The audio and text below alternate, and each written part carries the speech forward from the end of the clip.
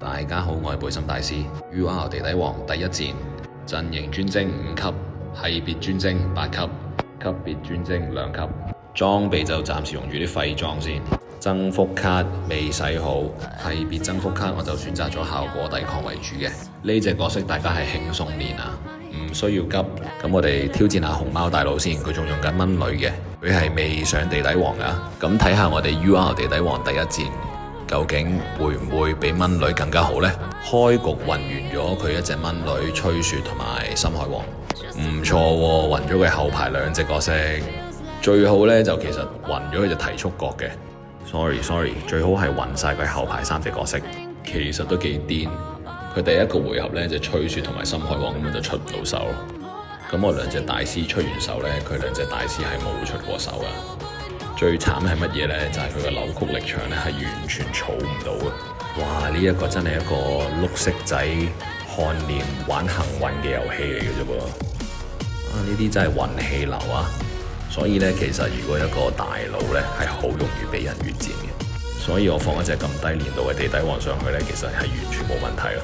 因為係玩幸運㗎嘛，而家裝備升到幾勁，增幅卡刷得有幾好。全部都係7級寶石，先手或者後手，只要你係看臉，你都有機會輸。呢度呢，我打咗佢幾隻不屈出嚟啦，已經。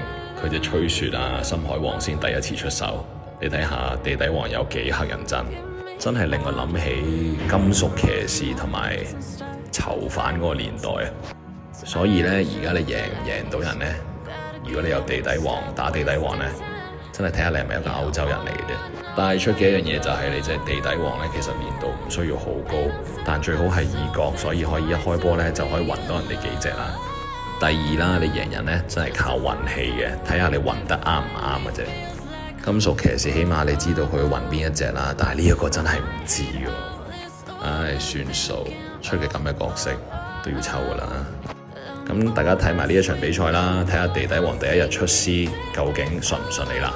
記得 comment、like、subscribe 同 share 我 channel 啦。下次見，拜拜。祝大家做歐洲人抽到2角，唔需要保底。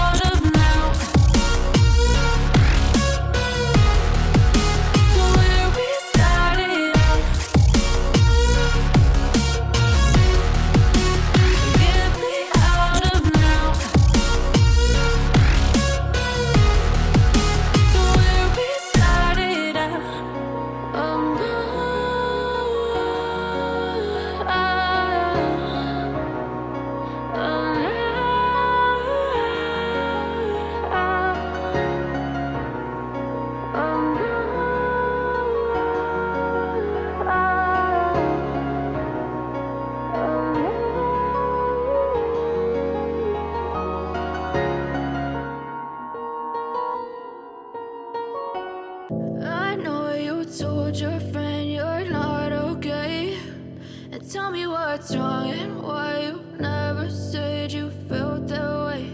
And guess you're trying to stay strong and fake a smile until I look away. But I've known you too long, it hurts to watch your blue eyes fade to gray as you fade away,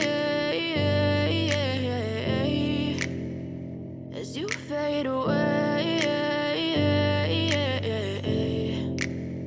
Yeah, I'm about to fade away, cause every time I wake up I feel like it's Monday. Something's going wrong with all the chemicals up in my brain. All of a sudden I don't look at anything the same way. Gotta build up of my thoughts sitting in an ashtray. I'm sorry that I'm so inconvenient, okay. Just let me be me and I'll stay out of your way. I can see the way you look at me, I'm such a disgrace. I never really asked to be brought into this place. You wanna love me? Well then baby have a taste. All the highs and the lows, no you'll never be the same. I don't really wanna hurt you but I can't control the pain. If you're sticking by my side maybe we could be okay. Okay, maybe you could be